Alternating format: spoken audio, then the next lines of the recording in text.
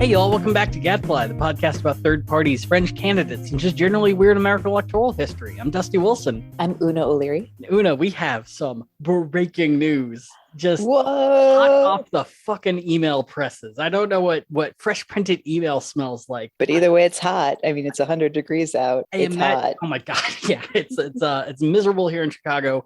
We were planning on recording last night, but there were potential tornadoes everywhere. I think I got a picture of one kind of breaking up and going away that was like due west of where I could see it just west of here. Like, oh, that's cool. Right as I was like, I should come up from the stairwell. I think things are fine now. So yeah, we postponed until today when it's, feels like 108, I think was the high today. Yep. Cool. Yep. Love it. So this just came across my Twitter email feed from the Movement for a People's Party. Hey! That old goddamn chestnut. Our besties. Yeah, if this is your first time here, definitely run back and check out the Movement for a People's Party episode we did. It is, I would call it required listening. If you're gonna dive into the podcast, should be the first thing you go to. Yeah, learn our beefs and then learn us. God. Yeah, learn our one enemy. But the general breakdown, they are a quote unquote left-leaning third party that has been attempting to run candidates since about 2018. The leader of the party, Nick Branya, got real pissy when Bernie Sanders refused his invitation to lead up his own political party. So he just started his own, and the party's gone through two purges led by Nick. Once it's because people are like, we need bylaws and we need rules, and then they all got kicked out. And the second time around was because Nick Branya allegedly sexually harassed someone. And when the investigation was going on, everyone who was running it got kicked out. And then everyone who supported it got kicked out. So they're signs of maturity all around from beginning to end. It's really wonderful. But yeah, it's they're pretty much operating on a skeleton crew right now. But they released a very special email today. And I'm just gonna read it verbatim because I think you need to gird yourself for what is coming. Gird is the word we've been using a lot recently. I think it might be overused, but I don't care anymore. Gird is the word. Quote, I have some of the most thrilling news I've ever shared. Jimmy Dore is considering a run for president with the People's Party. We've been discussing it with him and Steph, who's his wife, for several weeks, and he's talking about it on tour and on his show. He would be the most popular comedian to ever run and the first person with his own show and 1 million subscribers. A Jimmy Dore campaign and presidency could revolutionize this country. Now, I would like to take a moment because I know people aren't, as deep into third party history as I am. And during my undergrad college days, Baby Dusty was very obsessed with stand-up comedy and sketch comedy and the like. And in that sentence that he would be the most popular comedian to ever run shows they couldn't do 2 minutes of research. Oh, no. For instance, Roseanne Barr, before she went thoroughly far right, had a strong far left campaign for the Peace and Freedom Party running for president, I believe back in 2004. Oh, but Dusty, she's a woman. That's, goddamn it. Well, if that's your argument, Una, if that's your goddamn argument, another person ran for the Peace and Freedom Party back in 1968, a comedic revolutionary, a guy who paved the way for people like Richard Pryor. Dick Gregory ran for president in 1968, considered to be the 82nd best comedian in history by Comedy Central when they did that thing years ago. Aw. Like, Dick Gregory is a legend in the world of comedy. And that is true. Did numbers repeatedly. Better numbers than Jimmy Dore ever fucking did. Yeah, more like Jimmy Who. Right. And we're going to talk about it later, too, because I think it's a really good segue. Jimmy Dore might not even be the most popular podcaster running for president in 2024. My God. Well, can we also just take a moment and appreciate how, certainly from like the start of this email, it has MLM fever written all over it. Like it's just got Herbalife energy. Look, we just need your downline to get signatures for Jimmy to get on the ballot. You just need to invest in yourself $500. Do we have anyone left who knows how to get on the ballot as a regular candidate? No. Are the rules different if you're running for president? Oh God, yes they are. Is Jimmy gonna have to give up his podcast if he's running for president? Probably. We'll find out the hard way when the FCC takes over. Oh, they will show the fuck up because they need things to do always. oh my God, it is, it continues going on saying that there is, Jimmy is going to, he's live streaming the show. Join us for a party at the live YouTube chat of his show this Wednesday, which for us is tomorrow from 6 to 9. So sorry, people in the future, you missed out. So I might try to watch that, but I realized from trying to watch 10 minutes of Jimmy Dore stand up, I can't really stand to hear him talk because he's honestly not good at comedy. Well, it's, we all have our comedic tastes, but he just sounds like he wants to be Bill Hicks or George Carlin desperately bad. Oh, no. And he's kind of emulated them into his own AI of what he knows the jokes sound like, but really can't get the words to have the meaning. He's that Dolly, what is the AI oh my God, artistic thing, but of like Boston white boy and stand-up comedy. It's just pictures of Jimmy Dore. My God. Yeah, pretty much. So there's going to be a super chat on Wednesday. I might watch it. I don't know how quickly I would get kicked out if I just asked the basic questions and asked who even wrote this, because clearly it's not anyone with the knowledge of presidential history or comedy. So, or they just know their audience, maybe. There are 20 people. Yeah, I mean, entirely this is very much going to go out to Dore's hardcore fans, which have been one of the people I talked with who was a former member of the MPP. They said that Dore's fans scare them more than anyone who follows Alex Jones. Oh, that's a yikes, but why doesn't that surprise me? Yeah, it's that weird sort of Russell Brand thing that's going on right now, that you become a contrarian so hard that you start having to be a contrarian against things that you believed. Wait, what Russell Brand thing is going on right now? Russell Brand's turning very far right. Oh, no. Yeah, Brand has had a very rough year and a half of that. You might say he's rebranding. I will turn this podcast around, Una. I am not interested in this. I am trying to give you bad news and you're here being funny. What? Yeah, so that I had to talk about that if that's gonna suddenly show up in my fucking timeline like Kismet. So, well, I guess we'll follow this. But, it's not the main thing we're here to talk about today. We're here to talk about kind of technically another preview 2022 sort of thing, but it's more just like modern history of how things are going with a third party as of right now. And we're going to hop in to talk about the most successful third party in America right now, the Libertarians. Hey, Libertarians. Yeah, it's, for everything I love about libertarianism, that's like, hey, people who commit nonviolent drug crime should all be part. Yeah, great idea. Sex work should be legal. 100%. You should be free to marry and be with whoever you want. Yes, fucking great. And then on the other end, you're going to get people who are just like, age of consent shouldn't be a thing, or, seatbelts are bullshit. I shouldn't be legally required to wear a seatbelt. Yeah, let me pour this runoff into a river. Yeah. And so it's been a very interesting party since its inception, because you have so many different caucuses and groups of people who coexist within it, just like a Thanksgiving dinner with a stick of dynamite just waiting to be lit. You have people like the Pragmatic Caucus, who have pretty much been running the party since inception, who are people who are very strong on fiscal liberty, but are also socially leftist, if you would say, and they're more so just like everyone should have complete freedom in every regard, and not just in ways that people think are morally okay, or like dictated by biblical standard. Oh, now there's a concept. You have my personal favorite, the Audacious Caucus, which they saw the Pragmatic Caucus and were like, you know what? Yeah.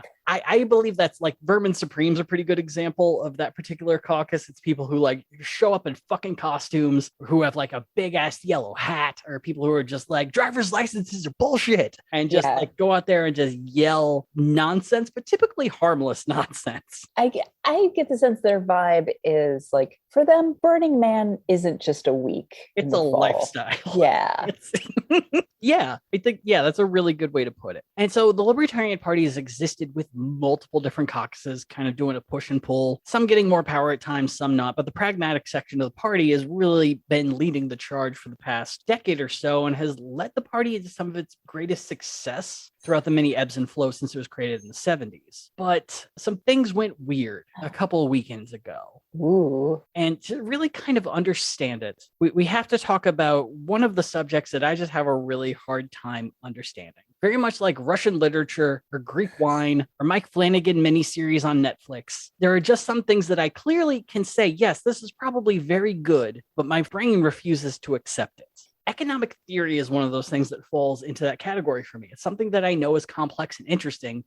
My brain refuses to try to understand it. So I had to work double time to really understand what a lot of this stuff was saying, because this isn't just learning supply and demand. This is learning deep fucking theory with sociology and psychology and all these things diving into business where you have to know 20 other things to understand this one thing we're talking about. Okay, wrote me in. All right. So that's also like an asterisk ahead of this saying, I could very well get some of this wrong. And for the topic I'm talking about, there are definitely people who will let us know. So all I'm asking is please be kind. Don't ask us, listeners. We do not have PhDs. We have MFAs. I am damn well trying on this. So please correct. And any corrections we will bring up in the next episode. Yeah, gladly. And so we're going to talk about how a couple of weekends ago, the Libertarians had their 2022 National Convention. And during that time, the old guard Pragmatic Caucus of the party was ousted by the fairly new Mises Caucus, which is spelled Mises.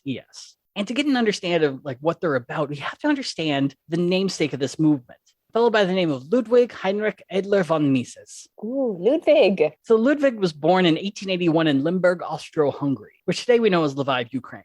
He was born into a noble Austrian family to a Christian father and a Jewish mother. Ludwig showed an intense skill at learning. By the age of 12, he was a polyglot. At the age of 12, he was able to speak fluently German, Russian, Polish, and French. And on top of that, he could read Latin and carry on basic conversations in Ukrainian. So envious. Yeah, so clearly a very smart child.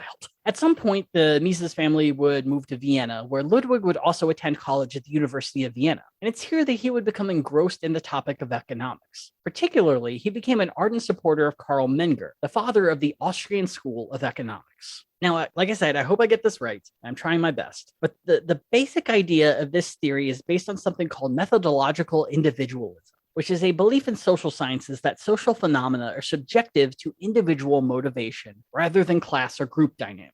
So to my best understanding, an example of this would be that someone buys food based on their individual need, not because the group that they associate with or the particular class they're in demand that they get food. Okay. Which I think can work in some examples.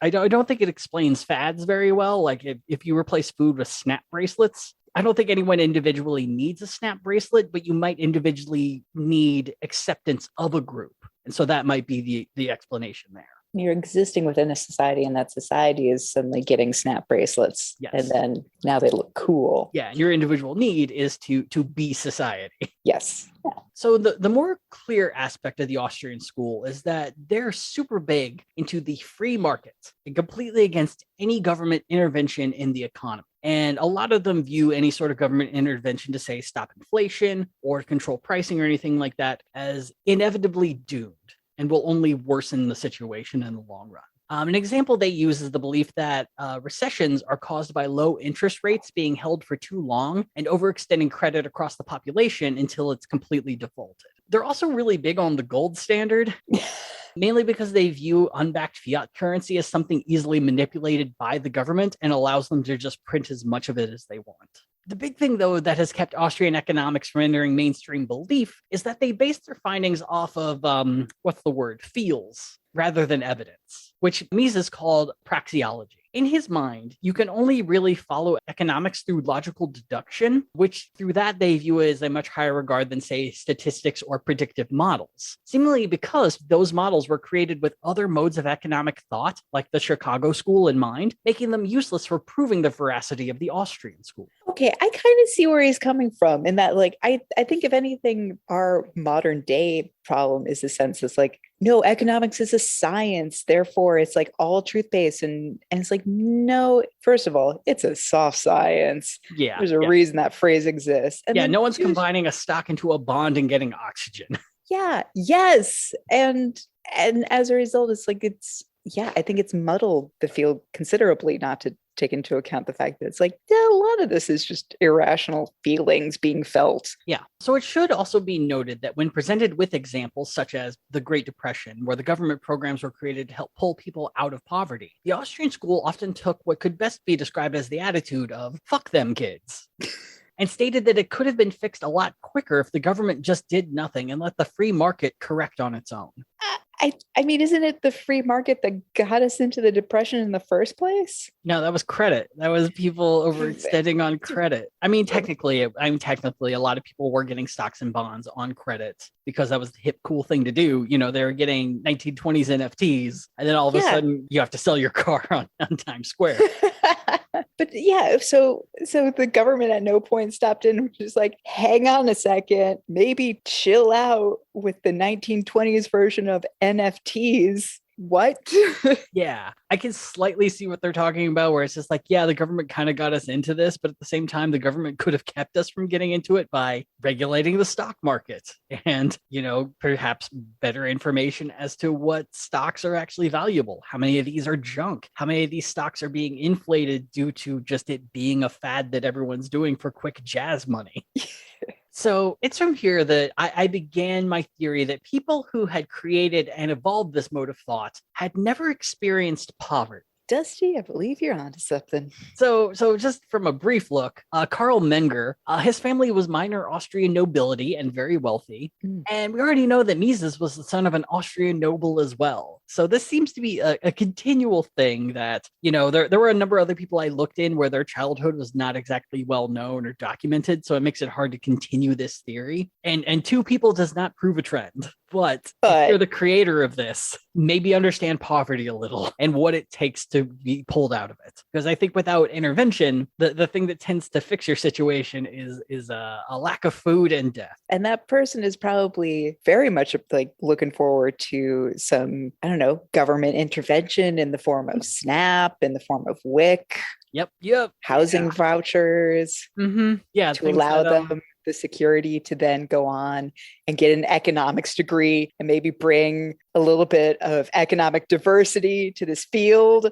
Yeah, it's not like, I don't know, removing the child tax credit has left people in dangerously precarious financial situations. But free market, it's fine. The market will show up and fix everything. So anyway, back to Ludwig. He graduates from the University of Vienna in 1906 with a law degree. He'd worked for the finance administration of the Austrian government for less than a year and then left to take a position at a law firm. In his spare time, he taught economics, joined the Vienna Chamber of Congress, and eventually rose to become the chief economist for that group. He would also fight in World War I in the Austro-Hungarian artillery, while also serving as an economic advisor to the Empire's War Department. Wow. Yeah, I wonder how he scheduled his time. I don't know. It really should be one or the other, but I guess it's good to have experience with both. I just feel like it's like economics, but with stakes now. Like, yeah. I imagine most of the meetings are him coming back. They're like, oh, Ludwig, thanks for coming back. It's like, all right, two things we need: socks, and can you invent the sump pump, please? Because the trenches, not fun. Yeah, and also, where are we again on printing money? Because a lot of the soldiers are saying we really need to get paid. Look, Germany has a good plan after the war. We're going to be okay. What's the wheelbarrow status? Yep. Invest in wheelbarrows now. And so following the war, Mises would focus on what would become his lifelong enemy, socialism. One of the first critiques of socialism was what he would call the economic calculation problem.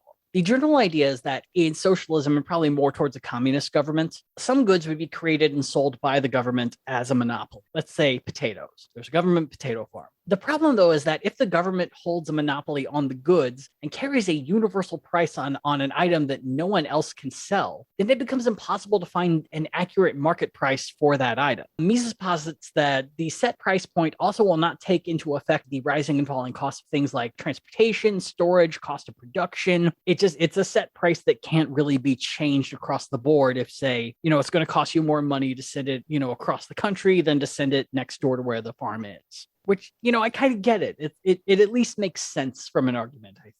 So I don't know. Does that make sense? I think so. I mean, I'm immediately thinking about the subsidized wheat in a number of Middle Eastern countries that are now affected by the war in Ukraine. Yeah. Still the breadbasket of Europe. And how it's like you subsidize so that people can still afford to buy bread and your population is more or less like okay. And they were worried about riots and things like that. I feel like that applies here. But yeah. I also feel like it's kind of adjacent to this weird libertarian argument you get every once in a while that water should be like $1,000 per bottle because, it's vital to life. Everyone needs it. So why is it so cheap? Because why are we paying money at all? What?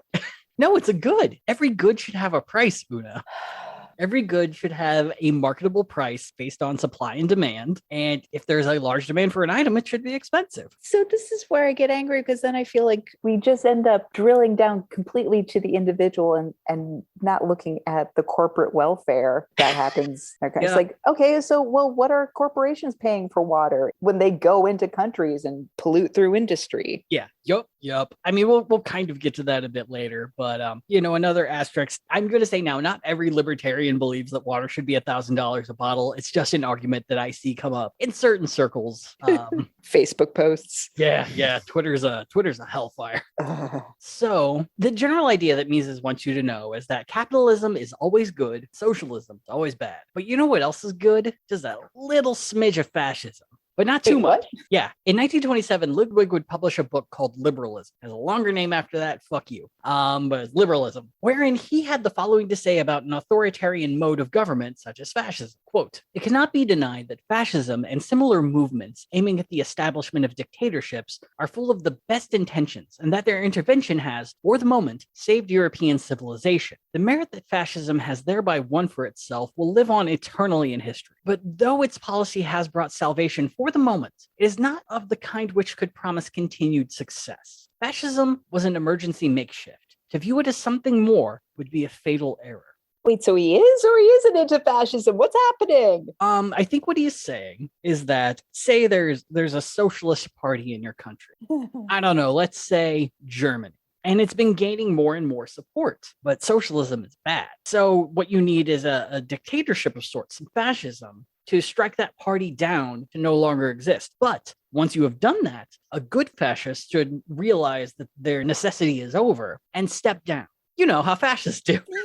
Yeah, the thing that is in no way part of the DNA of this mode of government. No, yeah, Benito Mussolini, a guy always looking for a way out. Yeah. He's like, you know what? I got the trains up. My time here is done. Guys have a great idea. We need to make sure meat hooks are just the best. Surely. And once that is done, I'll step down. But yeah, I feel like it's also based on, I don't know if Emperor Cincinnatus, if that's more of a myth than actuality. Are you familiar with that story? No. So it's this Roman idea that Rome is in dire straits, one of the dozen-ish times it was. And the Senate needed to pick an emperor, but they were worried that whoever they picked was just going to be a power-hungry lunatic.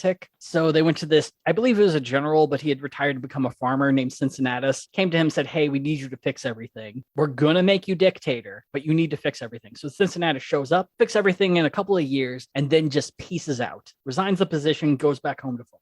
And for some reason, I feel like people expect it to happen more than once. Well, I'm sure they've got like Washington rolling around in their head when they're thinking of this. That's a really good point. And I think that the thing with both Washington and Cincinnatus is neither of them were really keen to lead to begin with. They did it because they felt they had a duty. While most dictators and fascists feel they have a divine necessity. Right. With Cincinnatus, they wouldn't stop asking him. He was worn down. Yeah. With the fascists, no one asked them. Yup. They showed up. Yeah. Wait, so time out. Is this where we get the city Cincinnati? Is it named after Cincinnati? Well, God damn it. Yep. I am a sham of a classics major. Yeah, he was the Roman who invented wet chili. Oh my God. So he was kicked out. Yeah. Guys, you have to let me perfect chili before you fire me. I can't have this be my legacy. This is like, I'm sorry, is this ravioli in here too? Get the fuck out. Guys, I don't know what I'm doing. I put cinnamon in this. It tastes great, but it looks terrible. I don't know. Put it on some spaghetti and as much cheese as your fist can hold. Stop thinking in terms of shame. Just eat the damn meal. Look, I shit on Cincinnati chili. It's fucking good. It's so goddamn good. It feels like you're punching God, but damn if it isn't good. What are we talking about? Oh yeah, politics, fascism. Yeah. We're talking about fascism and Cincinnati chili. We're talking about that time in a young man's life when he just gets a little tickle of fascism in him. Yeah. So in 1927, he's like, what we really need is a little bit of fascism. And in 1933, he gets it. So I didn't know. Be careful what you wish for. I didn't know this, but Austria had a fascist government for a few years before Hitler showed up. Isn't Hitler originally Austrian? Yeah, but Hitler wasn't there yet. He was just it wasn't like, okay. Yeah. So in 1933, a dude named Engelbert Dollfuss, who was a 39-year-old veteran of World War I, was offered the position of chancellor, or the prime minister equivalent, of Austria after he had only served 1 year as the minister of agriculture and forestry. He was apparently very well liked. But yeah, he kind of made his way as a war hero. He started, incredibly impoverished, worked his way up through the military, works his way up through various different trade unions, specifically in agriculture and forestry and fishing and things like that. And so when he gets the position, does a solid job for a year, and the chancellor's like, fuck it, you should be the head of the government. So he's picked as a sort of majority coalition compromise decision as well. In the Austrian parliament, a coalition was formed between three really fucky political organizations that had just enough people in the parliament to have a majority. For one, there's the party that Engelbert belonged to, the Christian Social Party, which is described as a right-wing Catholic populist party. Oh, no. I feel like it's bad enough when you hear right-wing or Catholic party, and then you get them together. No bueno. Yeah, no, this is some Nick Fuentes shit. This is like... The second was the right-wing agrarian Landbund. And then the third was a paramilitary ultra-nationalist organization called the Heimatblock. No. Yeah, you know what your militia needs? A political party to give it credence. Oh, you mean the Sinn Féin? It's different. No. I will not insult the IRA. Oh, well, no more potatoes for us. Okay. Yeah, and so this trio gets together and they decide, all right, we're going to pick Engelbert to run everything. He's 39. It's probably going to be good. So essentially what happens, though, is within 10 months, there's this weird argument going on in the National Council, I believe it is. They're in a parliament where a bunch of arguments are going on over who is running it. And three people who would be the president of the National Council resign in protest. And so it's just like some weird technicalities going on where just Parliament's having a fight. They'll probably sort it out in a week. But Engelbert looks at this and he's like, oh, wait, Parliament doesn't have anyone running it right now, which technically means they've all abandoned their post. So he decides he's going to dissolve the entire legislative government because there's no one there to stop him. Man loves a loophole. Yeah, and so he dissolves it. The three dudes who were president of the Senate were like, no, we unresign, we're back. When they show up to the parliament, police are there waiting for them and refuse to let them in, effectively ending democracy in Austria. Yikes. Engelbert ends up making the, to call it a new political party is wrong, the only political party in the entire nation. Technically, it's the Christian Social Party, but he renames it to the Fatherland Front. He also... That's punchier. That's an upgrade. Yeah, it's definitely... It's definitely a little better in that regard. He also used his new power to ban the Communist Party as well as the Austrian Nazi Party, because his big thing was, Hitler's making this huge push to make Austria part of Germany. And his promise through Austro-fascism is that is never going to happen. We are a Catholic-centric government in the vein of Benito Mussolini's in Italy, and we're never going to be part of Hitler's empire. Listen, we're not so much Aryan as we are a distinct religion, and we hate everyone else. Yeah. It's this is not Nazis, optional Eucharist. This isn't the Nazi party. This is the Schnazi party. This is very big different. Don't fold us in with what's going on up there. So this resulted in a civil war in Austria. No kidding. It lasted for 16 days. It was between the fascists and the socialists. That resulted in the socialists losing, a number of them being imprisoned, and the rest having to seek asylum elsewhere. And who do you think ended up being this dude's economic advisor? Motherfucker Ludwig is showing up. Huge fan of your temporary fascism. This is temporary, right? Whatever. I'll teach you about economics. And he even took the time to be the economic advisor to a 21-year-old named Otto von Habsburg, who just so happened to be the rightful emperor of the dissolved Austro-Hungarian Empire. That Habsburg, like the Habsburg. Yes. Amazing. One of the few Habsburgs to not, have genetic issues due to, family fucking. Yeah. So in 1934, Ludwig seemed to have gotten enough of advising the government. It just didn't seem to be his bag. And so he ends up resigning his post and moving to Geneva, Switzerland. But it also might have been something else that made him want to leave, because it turns out that he might have been spooked by Engelbert Dollfuss being assassinated by a literal pack of 10 Nazis. Oh boy. Yeah, so the socialists did a civil war. The Nazis are like, let's just do a putsch just like Hitler did in Germany. 10 of them end up storming the capital. They shoot Engelbert. He does not die. And while he's there, he's begging for his last rites, to which he is refused and then died. Wow. Yeah. Wow. Yep. Just when he thought you'd heard everything about Nazis. Nope. They're just like, yeah. And so this is actually the second assassination attempt against Engelbert by Austrian Nazis. The first didn't succeed, and then this one very much did. The first was a January 6th. Yes. And the second. Pretty much. Yeah. The first one, I think, was like 5 months after he took power and shortly after he got rid of the Austrian Nazi Party. But this putsch would not succeed. It would be a failed coup. His successor of the Fatherland Front would take the government back over, and Austria would remain as an Austro-fascist nation until 1938, when Hitler finally got into the country and annexed the whole place. Yeah, kind of made it a moot point. So Ludwig left Austria in 1934, goes to Geneva, and he ends up spending 6 years there as a professor at the Graduate Institute for International Studies. But by 1940, Germany was getting closer and closer to taking Switzerland, and Mises' Jewish ancestry guaranteed that he would horribly suffer if that happened. So he swiftly immigrated to New York City, where he would spend the remainder of his life. Much of his time in America would be spent as an outsider in the world of economics. The Chicago School of Economics and Keynesian thought dominated the nation, and Austrian theory was kept in the background and often mocked for its lack of statistical backing. Ludwig would find work as a professor at New York University, but seems to have never been tenure-tracked at any point during his 24-year career, and he was also never salaried. He was constantly like a guest professor at NYU. A true millennial. It seems like the only reason he even got that is there's a dude named Lawrence Fertig who was on the board of the university, who was a libertarian and thoroughly supported the Austrian School of Economics. If it wasn't for him, I'm not really sure where Ludwig would have gone. There are a number of schools in America that are more favorable to the Austrian School of Economics, but it probably would have been difficult in the 40s for him to find that work elsewhere. So he has this job. It's reliable enough. But to keep himself busy, he ends up co-founding a group called the Mont Pelerin Society in 1947. And so this group, they met at Mont Pelerin in Switzerland in 1947. And it was essentially designed to be a group for economists to show up with varying modes of thought and debate with free expression, without fear of being shunned or ridiculed. You could just discuss whatever you want, with one stipulation: you had to support the free market as a concept. If you did not, you were not welcome. Also, everything had to specifically be from the lens of the Western world. Sure. So there's that too. But aside from that, all manners of thought are welcome here.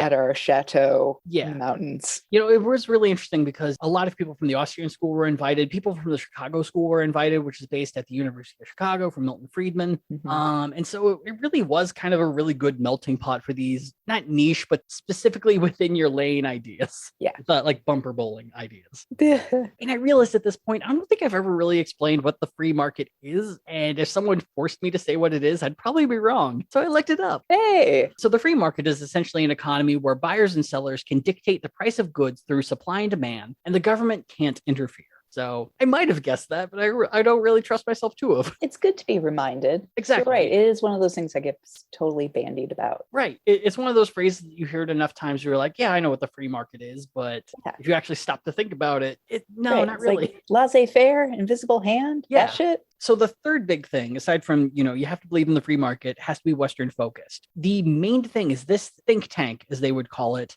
could never push policy or propaganda. We're here to debate and discuss. We're not here to write laws or push ideas. We're just here to talk. And that's all we're ever going to do. So really just kind of like a secret society for economists. Yeah, it sounds like economy camp. Yeah.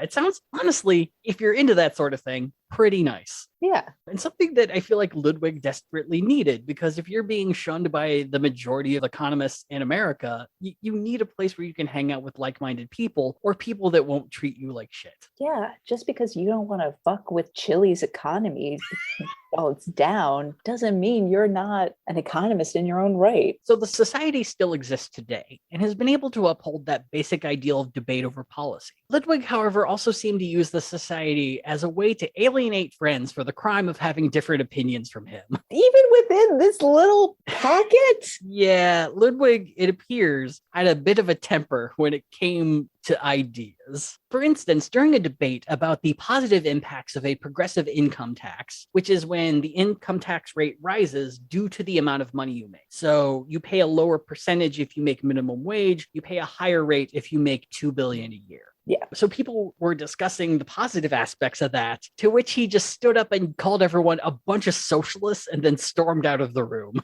I mean, it's hard when you've gone from like the economic right-hand man of an entire nation empire to probably like a 1-bedroom in pre-gentrified Upper West Side Manhattan. Yeah, that's a really good point. That's actually a point that we'll get to that. So another time that things went a little sideways is one of his good friends was making an argument supporting floating exchange rates, which is the idea that the value of a currency should be based on the supply and demand of said currency in foreign markets, rather than a set value by the country that prints it. So his friend was making this argument, and Ludwig got so mad that he stormed out of the room and refused to talk to this guy for 3 years. Ludwig, you don't have enough friends to do that. No. Eventually, members of the society had to trick him into being in the same room as this guy, and then said, "This is an intervention. You're talking to your friend, Ludwig." Okay, but anytime we can show economists as the mean girls they really are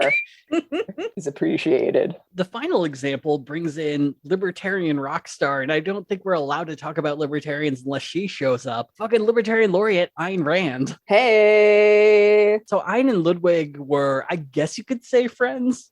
They were the kind of friends much as like Ayn was capable of friendship. Yeah. As much as an objectivist can have friends. Jesus. So they would have these really deep discussions and just really get along well. But then every once in a while, Ayn would say something that would just absolutely piss off Ludwig. He'd lose his goddamn mind, and Ayn would just be like, "Fuck it, I don't care." Same, bro. Yeah, it was literally like I don't think they ever hate fucked, but if anyone would, it'd be the two of them. But yeah, and so not gonna write that fanfic. No one should. It'd be terrible. Yeah. Two selfish people fucking? No. So there have been some people who stated that these breaks in kindness were rare occasions for Ludwig, that, like you said, his gruff nature was mostly based off the fact that he had gone from teaching should-be emperors about economics and then coming to America where everyone makes fun of him for something that was highly accepted where he came from, and just couldn't get tenured, couldn't get salaried, and just when people disagreed with him, it was just occasionally the breaking point for him. A lot of people would say he was actually incredibly kind to them, understood economics very well. But the main complaint against him is that Ludwig just really didn't understand human nature at all and how it affected economy. So Ludwig would pass in 1937 at the age of 92 in New York City. Wow. And less than 10 years later, Ludwig von Mises would get his first ever legacy. In 1982, a political consultant named Lew Rockwell would create the Mises Institute, a libertarian-aligned think tank. He founded the institute on the campus of Auburn University in Alabama, with the goal of being an advocate for the Austrian School of Economics, as well as libertarian ideals. So, we talked about earlier how the Libertarian Party has various different sects and ideals and theories, and they all exist within this really big tent. Well, Lou's part of a very specific group of libertarians. And Una, I'm really sorry that you also have to have this knowledge of who these people are. Have you ever heard of anarcho-capitalists? Oh, no. They're referred to as ANCAPs on the interwebs. Ooh. I'm going to call them because anarcho-capitalist is a nice word to play in Scrabble. I don't want to say it 15 more times. But the general idea is that they believe a centralized federal government should not exist. So right in line with anarchists. But where ANCAPs split is that they believe that the free market should fill the government vacuum, such as private companies could supply services in the stead of the government. You could hire private protection to police your neighborhood, and the economy would provide for everyone. And it's almost like these people have never heard of company towns or worked for someone who had unlimited power over your ability to eat or survive. Also, anarchists really hate this group because, as many point out, the point of anarchism is no centralized government. And you can't just replace a federal government with the free market and having it do everything a government does. You know what? Thank you, anarchists. Right. Yes. Because like my thing with this idea of like, oh, free market will take reins and the government shouldn't exist. Like, I promise you the government isn't the problem. I promise you that. I promise that the real problem is fucking Walmart or whatever. Look, government ain't perfect. I do not trust, CVS to run a town. Yeah. Yeah, it's that thing of like, I, in theory at least, can still vote out a government official. I can't vote out the CEO of, I don't know, J. Crew for being crappy with their new line of dresses. I lost the thread, but you get what I mean. I get what you're saying, but I think what you have to do in that case, you have to get everyone together who hates the fucking J. Crew dresses that, you know, they don't use the same size system that everyone else does, and you just stop purchasing from them, and that's how you kick out the J. Crew government, and we all get to live under Hollisterville. I guess. I don't know. It's such a weird fucking thing that, you know, the companies that have the financial ability to run a version of a town isn't every company. What you're essentially stating is that only mega corporations like Amazon or AT&T or, you know, is Time Warner still a thing? I don't fucking know. But if these large companies that own multiple things, or Nestle, would you trust Nestle to run your water? Fuck no. No. Never. But these are the companies that would be stepping up to do this. Like, they're not good at treating their workers well. Why do you think they would treat citizenry well, especially if they control everything? Right. And those large companies just get larger because there's no competition. And in fact, I just remember reading, you know, some back and forth on social media saying like, hey, like, stop shaming people who live in rural areas for still using Amazon. That is literally their only option. Right. And it's, oh my God, I can go into huge rants on rural services and things like that. But yeah, I feel like these people also are completely unaware of a role-playing game called Shadowrun, where it's essentially what you're talking about, where all these corporations run everything. And it's depicted as a very bleak, miserable world. Yeah. And like, if you want Shadowrun in the real world, the only thing that you're missing is a weird convergence where people suddenly turn into orcs. And, you know, if you had that, maybe that's a fair trade. Like, if all of Ireland gets to turn into the Fey world, like in Shadowrun, sure, why not? Let Walmart run a country. But but take me to the Fey world then. I'm out. That's my choice. But the people who have created that world have plumbed the depths for decades and all the ways that is not a just or good society. And all the ways it could and would go wrong. So maybe shut the fuck up. Maybe your idea is bad. Maybe you have really never thought this through. Just because no one's done it doesn't mean that your idea could work. If I may use the Austrian school of economics and use feels instead of quantifiable statistical evidence, it's a bad idea. So Lew Rockwell comes along. He wants to start the Mises Institute in Auburn, on the campus of Auburn University. He's an ANCAP. What the fuck? So one of the main reasons that he starts this group is he had proposed the idea of starting a Mises Institute within the current funding world of the libertarian existence. One of the main institutes that exists is the Cato Institute, very well known here in America, but very libertarian-based think tank. But they not named after Cato Kalin. No, which is a crime, and they should be shut down because of it. You know, I wonder if they were named after the philosopher Cato. I should look into that. Whatever. Anyway. It's spelled with a K. I mean, it doesn't matter. It's Latin. Named after Cato the Younger, the inventor of the filibuster. And so Lou is like, I want to start the Mises Institute. And the two dudes who are the head of libertarian fundraising say, no, we've read what Ludwig supports. We know about his little fascist stint. It's too controversial to give an institute his name. So we're not going to do it. And Lou says, well, you know what, Koch brothers, fuck you. First of all, yes. Secondly, it's like, how are you going to say no in this mindset either? I just feel it's like, wait, do you think that other libertarian's going to be like, oh, okay, you're right. Yeah, tell a libertarian no. See how that goes. Yeah. And so the Koch brothers, who had been funding the Cato Institute and all these different think tanks, deny his request. And so Lou just goes off and starts his own institute in Alabama. But he does find another donor with very deep pockets. A guy named Ron Paul. Oh, hey. So the Mises Institute still exists to this day. But the most important aspect of the group is that in 2000, the Southern Poverty Law Center had enough evidence to refer to the group as a neo-Confederate organization. And this is because Lew Rockwell started sort of a sister organization to go along with the Mises Institute. We've talked about them before when we talked about the Second Vermont Republic. Yes. It's the League of the South. Oh my God. So at what point does it become money laundering to a hate group? When is the Mises Institute just a front? I don't see any money laundering actually happening. Okay. It doesn't seem to have happened. It seems like because the League of the South isn't hurting for cash. They're getting direct funding from people. So I don't think they have to. My bad. hired sister organization. I assumed the worst. Oh, but in fact, the worst was on that this podcast, you should. The worst was actually that people were directly funding the League of the South. Yeah. And so for those of you unfamiliar, the League of the South is a neo-Confederate group that has advocated for the positive teaching of slavery, that African Americans were actually better off during slavery and well taken care of, and other such bullshit, claiming that Jews are actively trying to replace white identity, which is we know as replacement theory. Yep. And proudly espouses racism, homophobia, xenophobia, and Islamophobia. The number of Mises Institute leaders who have worked double duty with the League of the South, pairing them hand in hand, are about 9 to a dozen, give or take. As Steve Horwitz, an Austrian school economist, called them, the Mises Institute is a fascist fist in a libertarian glove.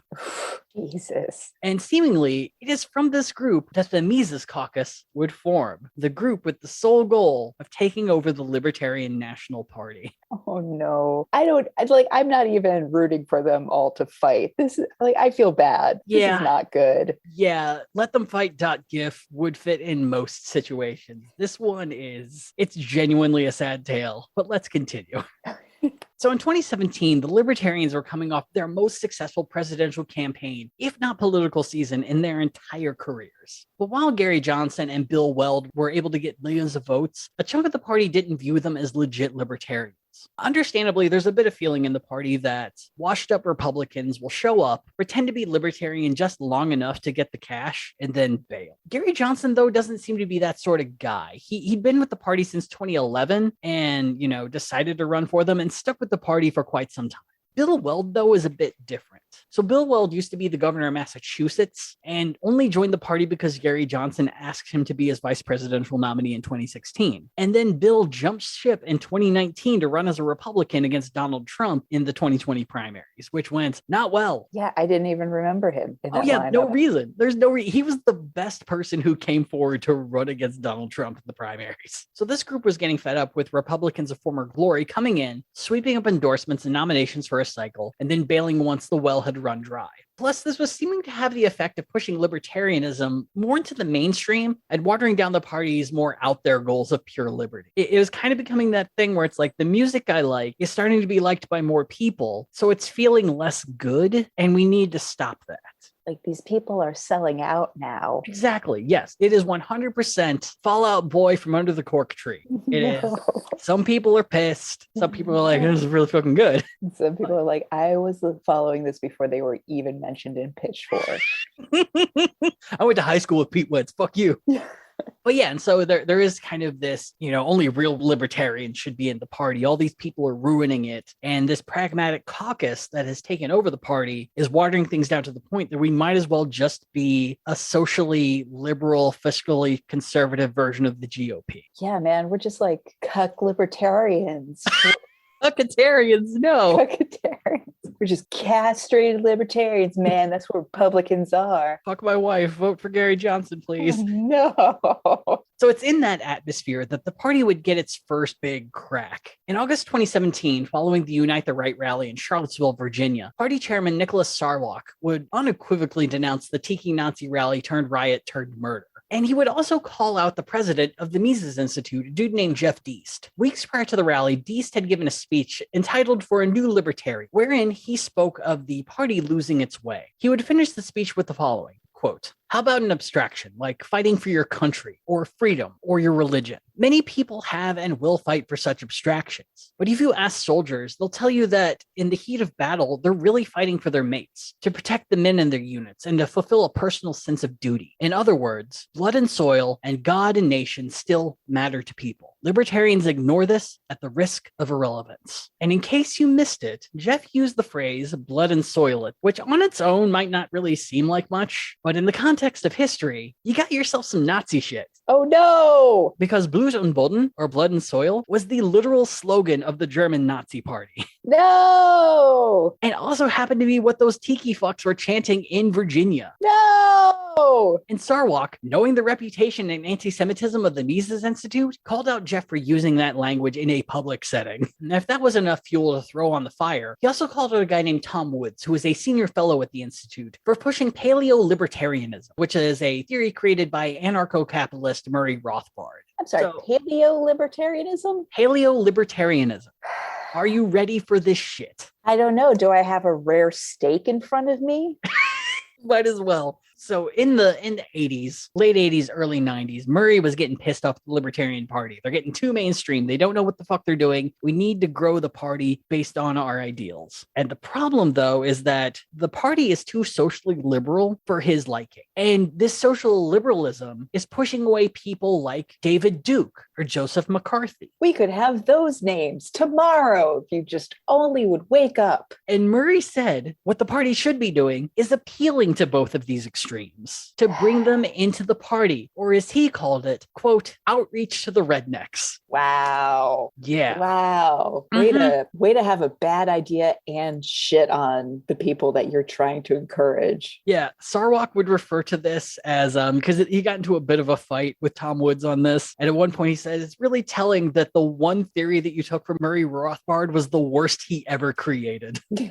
So Woods would hit back at Sarwalk, calling him, quote, a pansy with a very low IQ, to which Nick called the Mises Institute, quote, the preferred choice of actual Nazis. But is he wrong? No.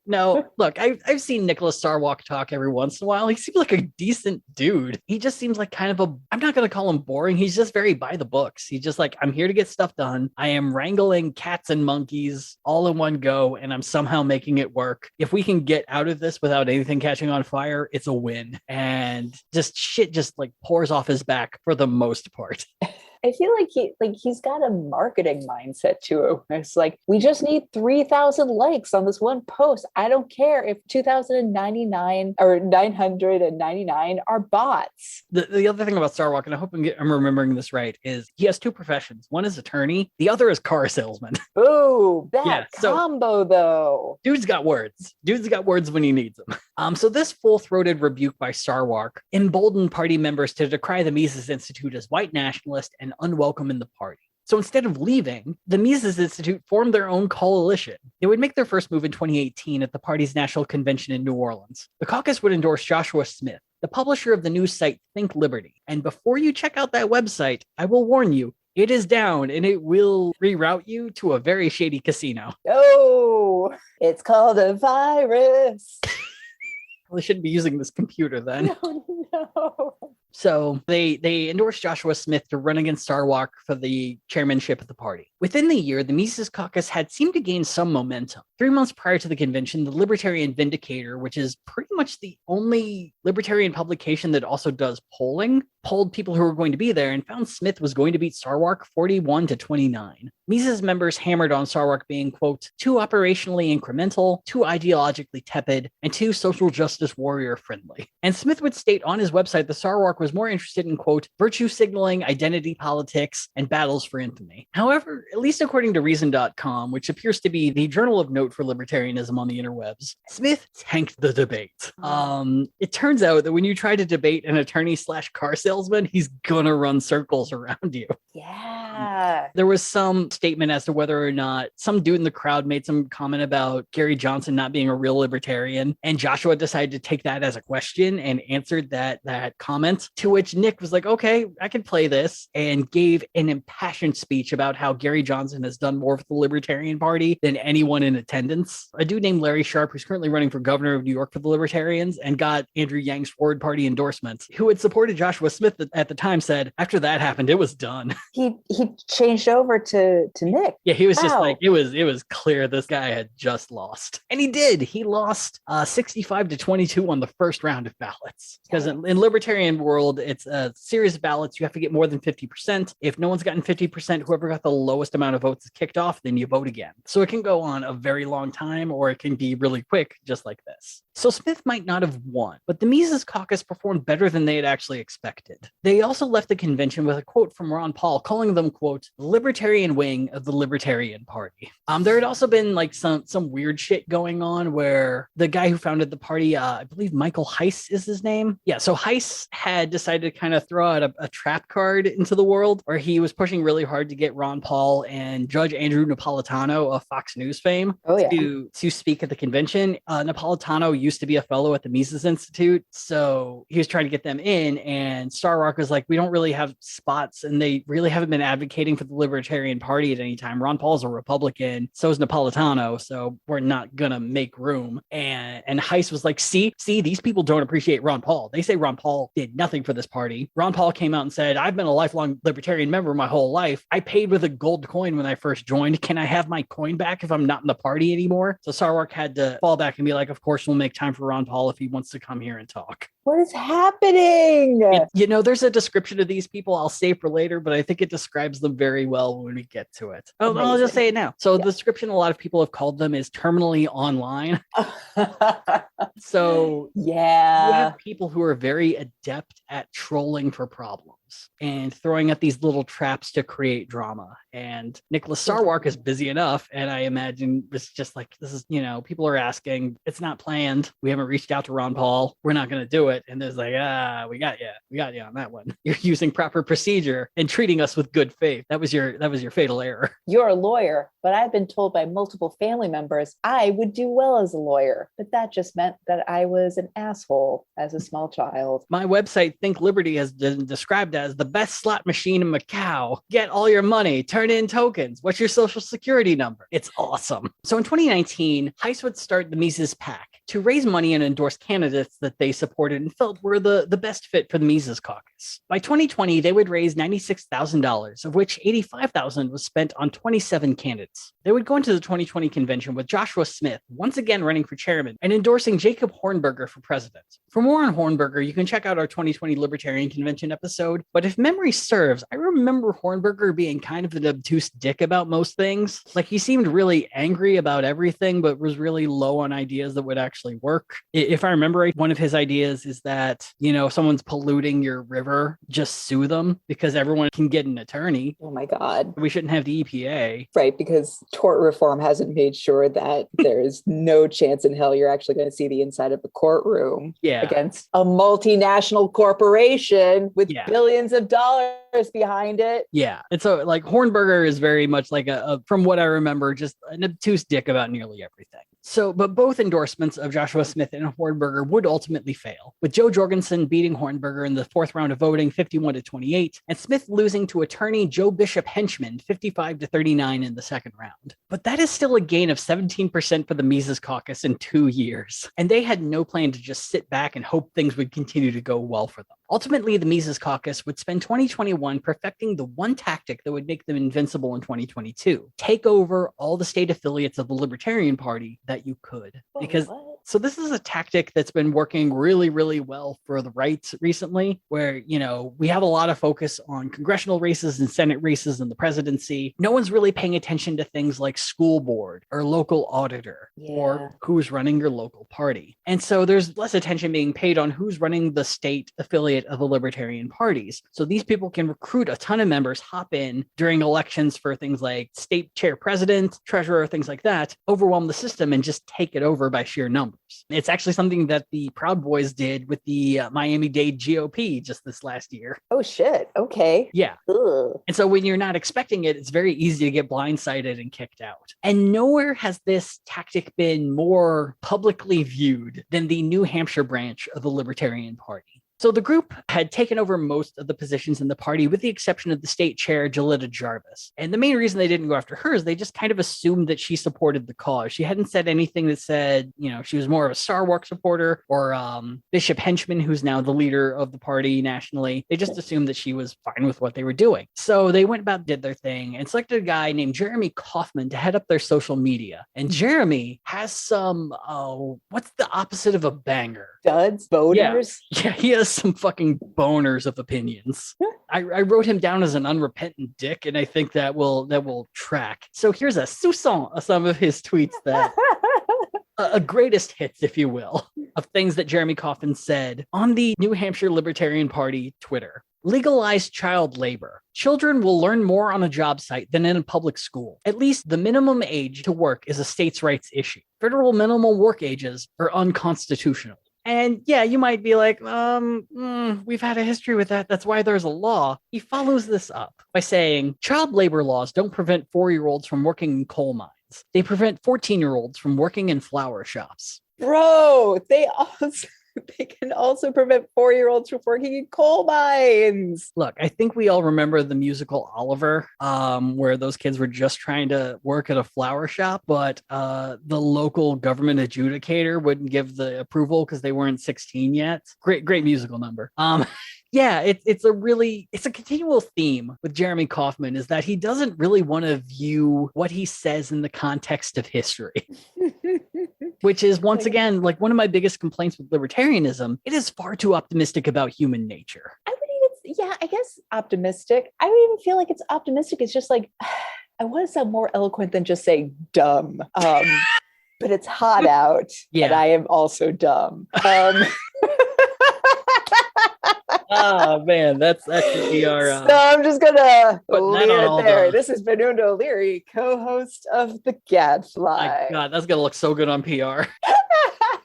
Yeah, and so, child labor laws were invented because children have little hands and they're really good for fabric threshers. And if they lose their hands, what are they going to do? Join a child union? Can you just let Tommy Jr. finish 8th grade? My God. Yeah. So Gilletta Jarvis would see these tweets and then really try to save face, because this isn't the sort of thing you really want to be attached to your name. And she would state that the party just wanted the minimum federal age lowered to 16. But the thing is, you can already work when you're 16. Yeah. Like, I think the second you get your license, you can work. You can work at like 15 and a half if you have a permit, and you just kind of need a school signature for that and parental approval. But yeah, it's there aren't really that many 16-year-olds who are being told you can't work. Definitely not. Yeah. Otherwise, who would run the Dairy Queens? And honestly, those poor kids, they need to be paid so much more. It also should be noted that in New Hampshire, people as young as 12 are allowed to work as long as the employer has a youth employment certificate. And I think this is mostly in regards to if you run, say, a family business and like you rely on your kids to work, then you get that Bob's certificate. Burger situation. Yeah. Exactly. Yeah. And you have this evidence of just like, yes, I know not to make my kids work 80 hours a week. I know I can't hold them back from school to work. Right. That is the thing. Again, it's like the point was also so that kids get an education. Mm-hmm. Plenty of kids I went to high school with had jobs at like the local Meijer the minute that they were legally allowed to. Exactly. Yeah. I got my first job the day I turned 16. Yeah. I walked into a theater and I was like, give me a job. And they're like, oh, here's a broom.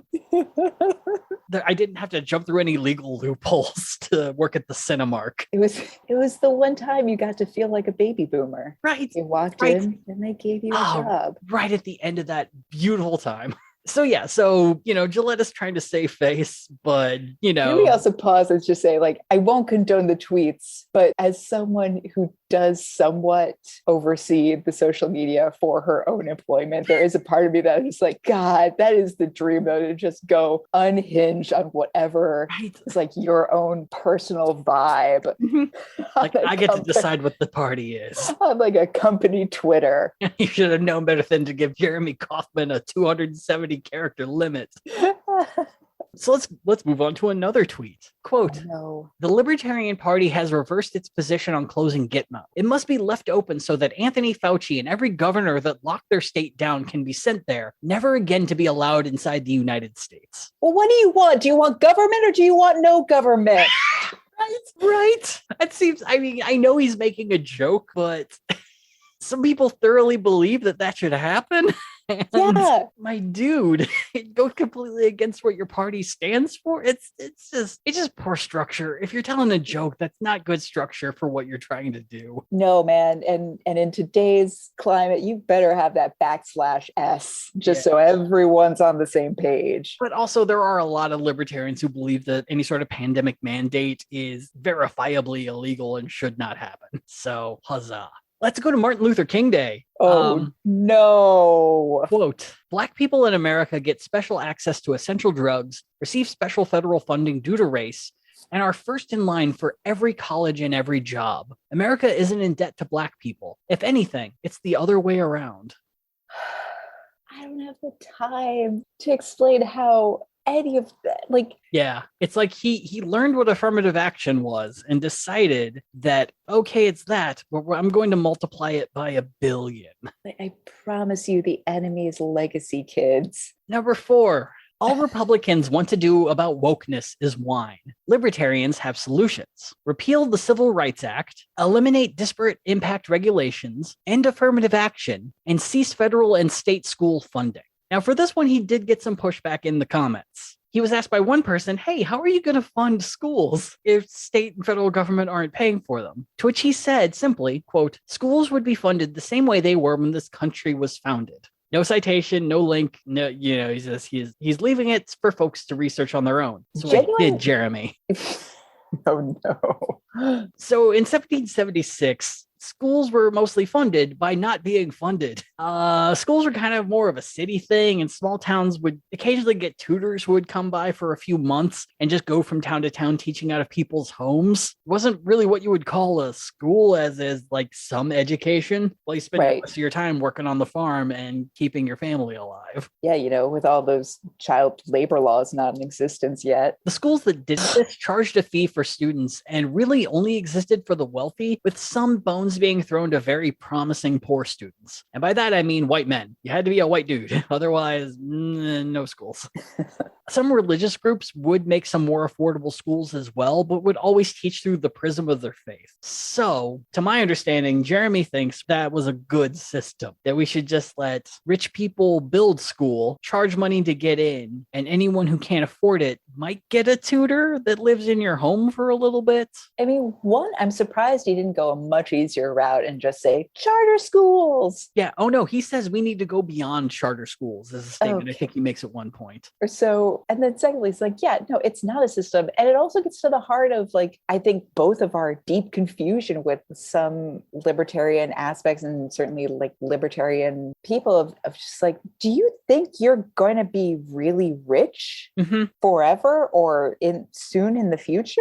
Libertarianism doesn't really offer much if you make below middle class income. It's very much the sort of thing that just kind of assumes that everywhere in America is at least middle class, and ignoring the fact that there are towns that have extreme poverty, that if in Jeremy's idea that, the community comes together and pays to build a school and then pays to fund it on their own, which is usually what levies are for. But if you don't have a government, you can't really have a levy, and it's just person by person if they decide they want to give money for it. But that aside, there are communities that are like, we need food. We need, water that's clean. We need reliable electricity. We need that first before we can just go off and build a fucking school and then buy books and then hire a teacher. So yeah, it's some really dumb shit. But when he was asked how these steps would promote freedom and liberty, he stated, quote, voluntary association is the bedrock of libertarian political philosophy. They allow those who disagree with wokeness to build businesses and live their lives according to their values without government force. So you should be allowed to have a business that only allows white people. And I don't know, if you have a whole town, maybe a whole region that builds businesses like that, you should be allowed through your right of voluntary association to leave. Everyone can afford to move, so you should move. Right. You don't have emotional connections to the land. You don't have like ancestral heritage of something that you fought like hell to own. No, you should leave because this is such bullshit. All right. So Jeremy also does some tweets on his own account, and they are telling. On his own account, he has discussed Black people having lower IQs and believes that murdering about 1,000 trans people a year would be a fair trade for lower taxes and make for a more moral society. He's just trolling. Like, this is just terrible. Yeah. Terminally online edgelords. It's kind of what the Mises Caucus is shooting for. So when called out on all these tweets, Jeremy had nothing but pride. Quote, I think the Libertarian Party National had been sort of taken over by what I would call, woke neoliberal globalists. And they're not libertarian. Libertarianism is private property, bodily autonomy, voluntary association, right? These are sort of the core atoms of libertarian philosophy. And I don't think that the people who were on the Libertarian National Committee endorsed them. And he would also note that the Libertarian Party membership in New Hampshire doubled after the Mises Caucus took over. It went from 60 people to 150. Yikes. And he attributed that sudden burst to the tweets he was tweeting. However, Joe Bishop Henchman didn't view increased membership to be worth sudden hate speech and bullshit policy. he would write to Gilletta Jarvis, essentially saying, hey, you're still the head of this party, right? Maybe you should do something about this. And Gilletta did do something about it. She created a new Libertarian Party of New Hampshire, and working with Joe began the process to make this version, led by Gilletta, the official party, and the Mises Caucus-led group no longer the party representing New Hampshire. And, it's something that, the Green Party has done that a couple of times in the past few years. It's something you can do. It's typically not looked upon favorably. And it's looked upon very unfavorably in a group like libertarians. So firing this pipsqueak was just out of the question? You couldn't, because it's an elected position. And it would take the state party impeaching him to remove him from that position. And no one was willing to do that because everyone in the party is Mises Caucus affiliated. Oh, Jesus. Okay. All right. Yeah. Okay. So they pull this bullshit move. It gets announced pretty quickly, and the entire party is pissed off. It's decried across the party, and to make things even worse, the national secretary of the party, Karen Ann Harlos, who is a Mises Caucus associate, calls for an investigation on this and is twice attempted to be removed from her position and is finally impeached from the secretary position on the second attempt. And when the dust settled and so many people were pissed off between trying to get rid of the New Hampshire affiliate and kicking Harlos out of her position, Joe Bishop Henchman and Gilletta Jarvis both resigned. Oh my God, no, the only adults. So going into the convention this year, the Mises Caucus had the momentum from this win in New Hampshire, and they had been able to claim that they had caucus control in 25 other different state parties, essentially giving them the majority going into the convention. It was noted by Reason that when the convention had filled in Reno, Nevada, more than 2/3 of the delegates were members of the Mises Caucus. And instead of running Joshua Smith again this time, the caucus would pick paralegal and party chair of the Los Angeles County, Angela McArdle, who unsurprisingly won on the first ballot with 69% of the vote. And as consolation, Joshua was named vice chair of the party. Oh, geez. According to Michael Heiss, the caucus had found this sudden burst in numbers by, quote, seeking online youths into edgy comedic podcasts. Edgelords, just say edgelords. Yeah, they make no qualms about it. We want edgelords to be in this party. One of the issues that Heiss had brought up is that the party had spent decades trying to get media attention and respect. And he just kind of viewed that as an impossible goal, as something that would never happen. Because even when they got Gary Johnson, they still got made fun of on the national stage on a regular basis, still weren't allowed in national debates. And so he viewed this as just a pointless endeavor. And if they can get podcast support, if they can get social media support, to him, that is more valuable than trying to get mainstream media support. And you work your way up through that level of support. Next thing you know, you're at someone who's essentially mainstream, like Joe Rogan. And you got, oh no. I'm sorry, Una. Oh. Your witchcraft is too powerful. Don't make it so dusty. I don't think I mentioned this, but I'll bring it up now.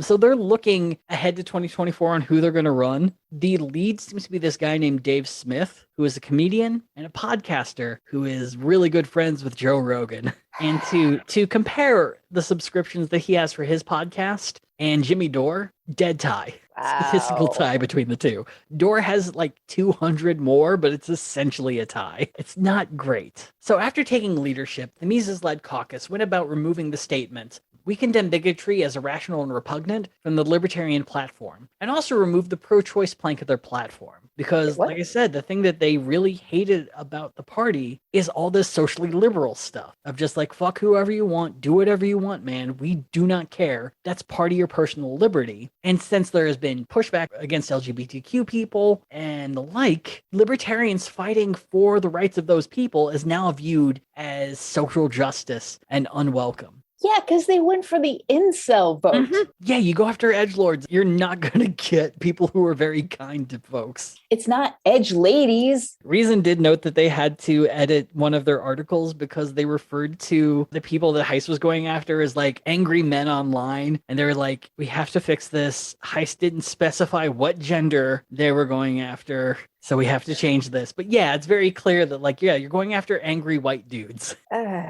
So following the convention, the under new management Libertarian Party has made some statements on Twitter. No. On the more insular, Angela McArdle has called out the cost of the party's Frontier Project, which is probably one of the more successful things that they've done. The general idea is they look at all these different local races in the western part of America, try to find all these places where Democrats aren't running, and are typically places that do have a lot of libertarian but don't have any libertarians running. Sure. And so they find these places, run libertarians in these races, and fund these races, viewing them as their best chance to actually get into office. In 2020, it worked. We talked towards the end of the election about a guy named Marshall Burt, who was the very first libertarian to make it into the Wyoming state legislature, and was the crowning achievement of the Frontier Project. However, McCardle has stated that she thinks the program costs too much money, and it's not really clear where all the money's going anyway, and it might just be too expensive to do. I mean, gas is going up. Goddamn. Yeah, and so the guy who runs the project is just like, Angela hasn't talked to me about this at all, and I'm kind of surprised she said that. And it should be noted that the Mises Caucus supported candidates in 2020 in Wyoming did not win, and Marshall Burt was not one of the people they supported. But you know what? Let's go a little wider. Let's go into public issues. So the National Party has tweeted thanks of support to Lou Rockwell and Jeff Deist. They called for local governments to ignore federal law that they find, quote, immoral, unconstitutional, and egregious, essentially saying that if you don't believe in a law, get your community together and refuse to enforce it. And if enough communities do this, there's no way the federal government will be able to make you. Uno, we got sovereign townships. No. Yeah, apparently Michael Heiss really believes that the 14th Amendment actually doesn't give the government the ability to enforce their laws. I mean, yeah, we went through a whole thing about this, you guys. Yeah, but now he believes in disassociation, I believe is the term, of just being able to back away from the government and run things the way that you want to. Can't I do this at the corporate level of, standing up against the piddly little work assignments that I just don't want to do? Look, I don't know. Does it have to be a government thing? I don't know if anarcho-capitalism actually applies to workers as much as it does businesses. They've also claimed, quote, 3D printing will do to weaponry what Bitcoin did to finance. I will let you know they said this about a month before the crash.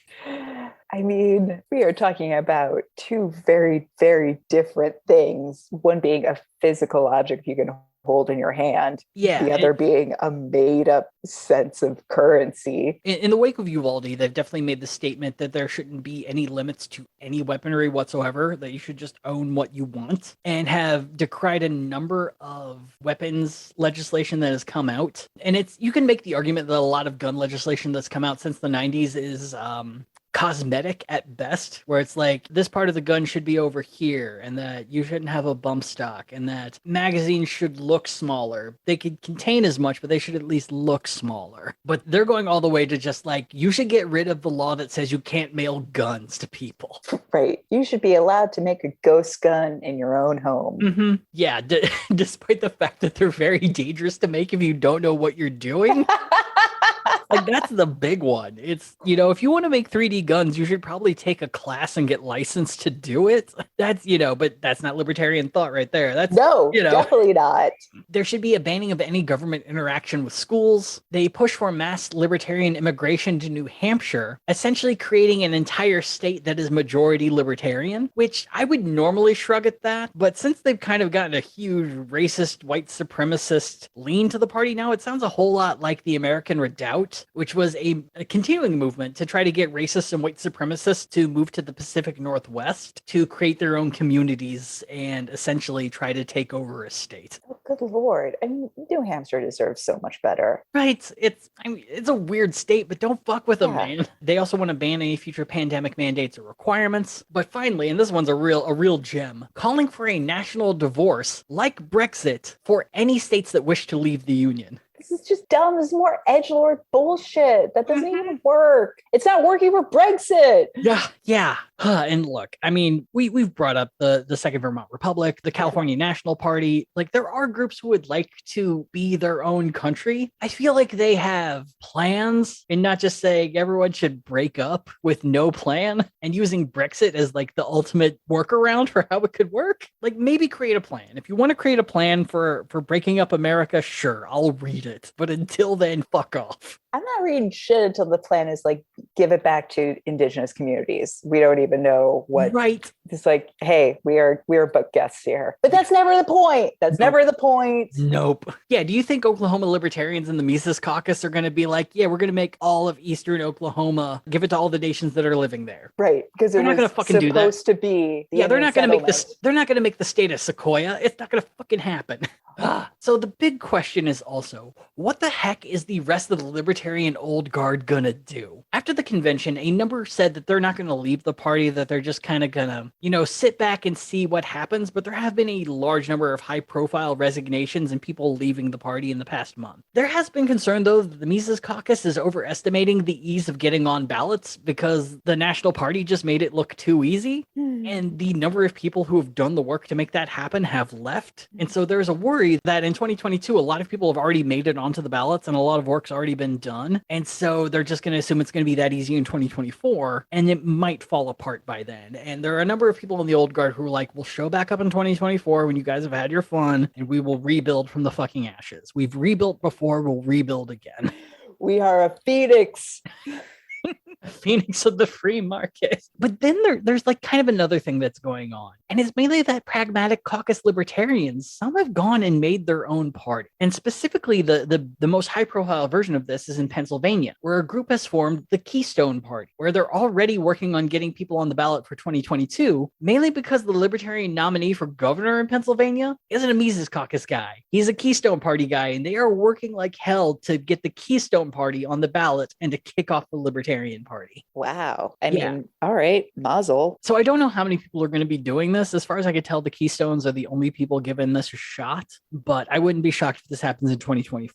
All things considered, I don't think this shift is going to really have a ton of effect on the 2022 midterms, but 2024 is just going to be buck wild. And until then, I'm really just going to kind of ignore it, I think, because there's not much I can do. The Pragmatic Caucus worked their butts off to get the little success that they did. And I don't know if these people can actually expect continued success, because the Pragmatic Caucus, while you could argue it's watered down, did bring you success. It's in the name. It is the Pragmatic Caucus. Mm-hmm. Yeah. And so I didn't write an ending because I don't really know how to end this. It's just a weird moment in history that still has a lot of future to it. And yeah, this is how the Libertarian Party, it's essentially just become an edgelord party. It's very similar to the Republican Party, just more freedom-minded, a little more anarchist, a little more... I was going to say, a little more unhinged. Yeah, a little more sovereign citizen-y. It's... Yeah, a different shade of unhinged. Yeah, it really makes you wonder where the Never-Trumpers can go now. Like, I guess they have to join the Forward Party now. I guess that's their only option. You know what? Doors closed on the Democrats. Like, we stop letting them in. Una, I don't know. How you feeling? How you feeling after that? My brain feels so full considering where we started and how it's 100 degrees outside. Yeah, yes. But yeah, I pour one out for the Libertarian Party that they're right. We made fun of them, and this is their villain origin story because they weren't taken seriously. Mm-hmm. They weren't taken seriously because some of their ideas are bullshit. Yeah, when your vice chairman Arvin Vora is out here saying age of consent is a myth and shouldn't exist, yeah, you hired the wrong guy, and yeah, you voted him out, but a little too late, my guys. Yeah, it's one of those things where I feel like if Vermin Supreme had gotten the nomination, things might have actually turned out better, and that he might have smoothed things over. Yeah, or at least he just would have stayed wacky for a little bit longer. Right. Better sense of humor. Yeah, but I find it haunting that 2024 might not feature not just one, but two comedians turned podcasters running for president. In a weird world, it should max out at one. I feel like that one is what we absolutely are reaping from what has been sown for the past, 10 years or so? When did podcasts first become a thing? Oh, man. Yeah, like 10 years. 10 years sounds about right. Yeah. But yeah, there is an ominous feeling of like, oh, God, I think this is absolutely what we have to look forward to. 100%. Yeah. It's really weird to watch the death of what feels like the last big tent party. Oh, yeah, it was a weird juggling act that they were pulling off, and it feels genuinely sad that you have a third party that has successfully gotten on the ballot in all 50 states plus DC that could theoretically win the president for a number of years, that worked their asses off to get there. And it feels like it's all going to fall apart in 2024, that they're just going to have to rebuild after this. They're going to lose automatic ballot status in so many states that they had worked so hard to get there. And it's all because a bunch of edgelords got mad that other people deserve rights. That's just it. It's like, considering that it was a big tent party, it's like you could have gone more multicultural. You could have been really inclusive, and this could have been a place for a lot of really frustrated, I even dare say white women, but possibly women of many backgrounds, and to find a home. Well, we talked about Ricky Harrington running in Arkansas, and he said some stuff recently that I'm just I'm a little less enamored, but